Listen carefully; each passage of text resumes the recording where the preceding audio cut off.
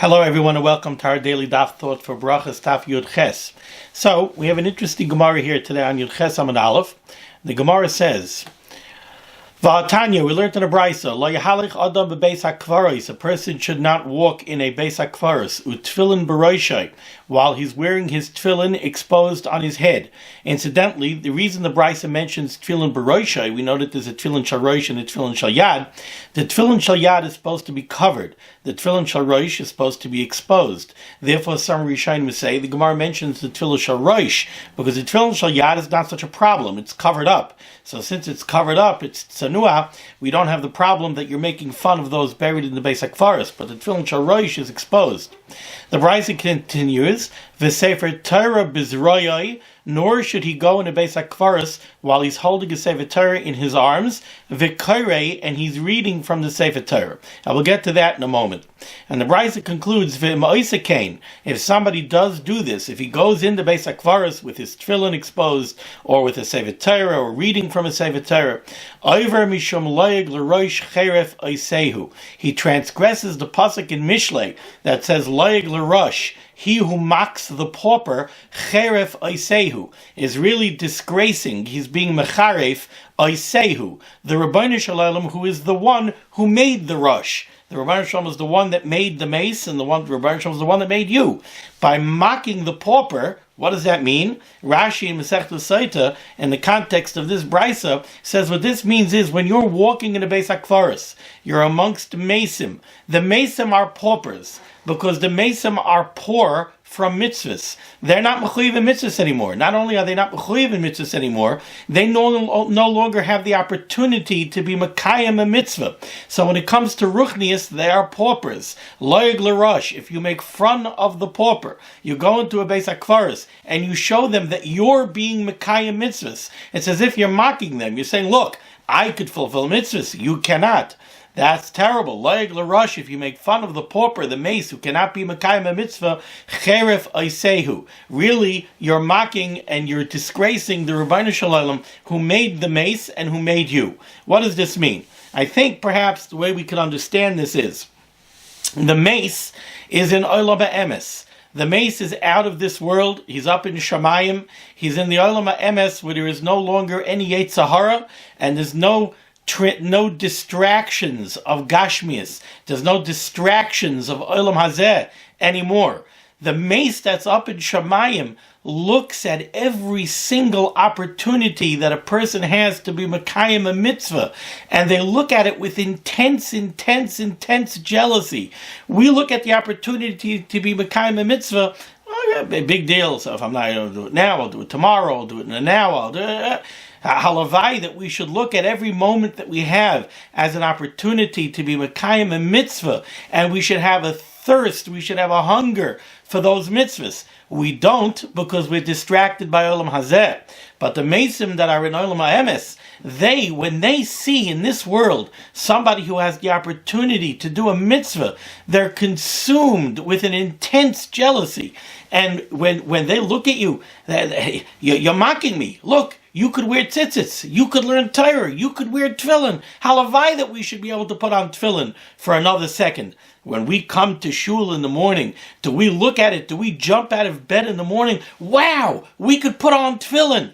But in Olam HaEmes, they look and they say, wow, look, they could put on tefillin. And there's an intense jealousy that you could arouse by showing off and showing, wow, look, I could be Mekayim a mitzvah and you cannot.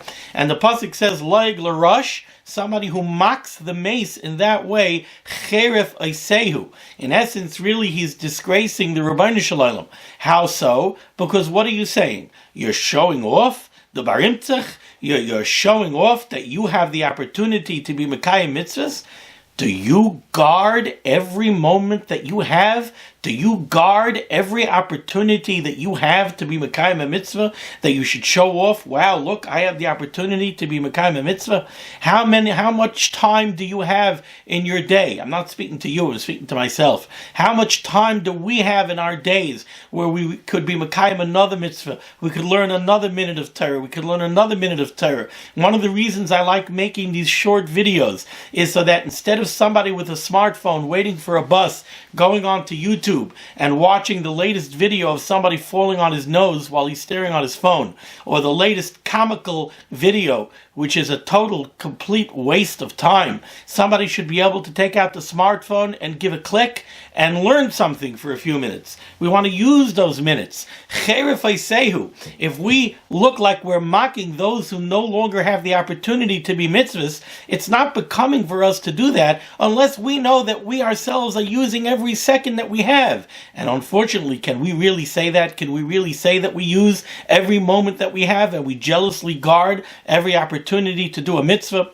That's one takeaway from this brisa over here, and that is how we have to look at the chashivas, how we have to be machshav and value every second and every opportunity that we have to be mekayim a mitzvah.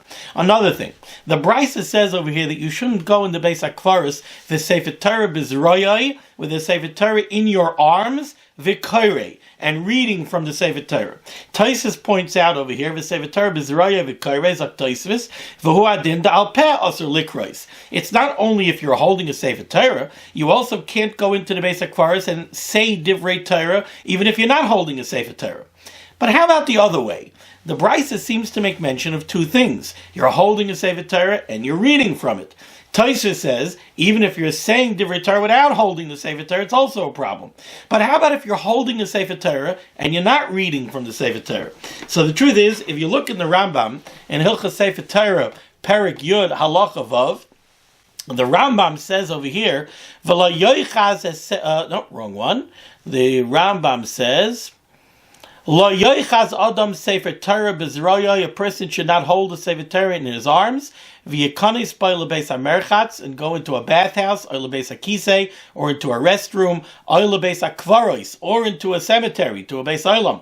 Af al pi shehu karach b'matpachos, even if it's closed up, v'nosen b'seich hatik shaloi, even if it's inside its case, which I assume means the Rambam was from Mitzrayim, in essence a Sephardi, so maybe like a Sephardi Sefer Torah that's enclosed in a box. So even if the Sefer Torah is wrapped up and closed up, you cannot go into the Beis HaKvaros while you're holding it. He doesn't say anything about reading from it. Even just holding it in the Beis HaKvaros is a problem. Says the Kesef Mishnah over here that you see from this Rambam, there's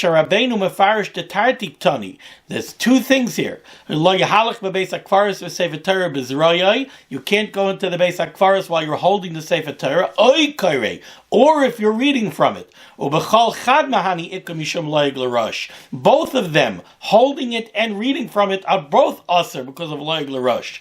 The achiza Sefer Torah b'zroyai, because holding a Sefer Torah in your arms, even if you're not reading from it, mitzvah. It's a mitzvah. You see from this Rambam and this Kesef Mishnah that there is a mitzvah to hold a Sefer Torah. So when they mechabed you with a hakafa on Simchas Torah, or when they mechabed you in shul with Hagba, besides the fact that the Gemara says the one who does Hagba gets the schar for the whole tzibur, but when you do Hagba, you're holding a Sefer Torah. If you get Hoitzava Hachnasa, then you're honored with the one to take the Sefer Torah out of the Aron and put it back. You're holding a Sefer Torah. Just holding a Sefer Torah is a mitzvah, and we shouldn't underestimate the value of that mitzvah. Any chance that we get to hold a Sefer Torah be mekayim a mitzvah.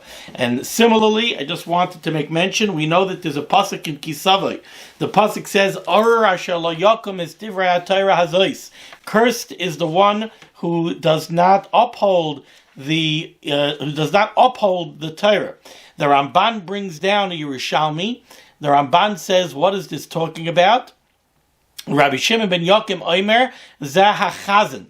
This refers to the Chazan, who does not mean what we call the Chazan, the one who's leading the tefillah. It means what we would call the Shamish or the Gabai. And later on, the Ramban explains, what does this mean? Cursed is the one who does not uphold the Sefer Torah. The Ramban brings down two pshatim. He says one pshat is, it refers to the Shamish when he places the Sefer Torah in the Aron HaKodesh. He has to make sure that he puts it into the Aron HaKodesh in a way that it's stable, and it will not chas v'shalom fall down. And if he's mezalzel in that, if he doesn't take that responsibility seriously, there's a pasuk, there's a curse on that person. We have to take great care whenever we handle a Sefer Torah, to handle a Sefer Torah with seriousness and to take responsibility to make sure chas v'chalila it should not fall down. And then the Ramban also says, another pshat is he feels that this pasuk and this Yerushalmi is referring to when you have Hagbah. When a person has Hagbah, he has to take great care to hold up the Sefer Torah, turn in every direction, and make sure he shows the words of the Sefer Torah to the entire tzibur and gives them time to be able to see it. That's called upholding the Divrei HaTorah Hazois, picking it up and showing it to everybody, because there's a mitzvah for them to see the oisius of the Sefer Torah. Indeed, I heard from one of my Rebbeim who passed away recently, Rav Gershon Weiss, Zechet Tzadik Levracha, who I don't remember who he said it from, but he said that when you have an aliyah and you look into the words of the Sefer Torah, there is a hashpah, there's an influence that comes from looking at the words of the Sefer Torah. There's a hashpah, an influence that goes into you and uplifts you and brings you closer to Ruchnius. I hope you enjoy these little vertlach on each day's daf.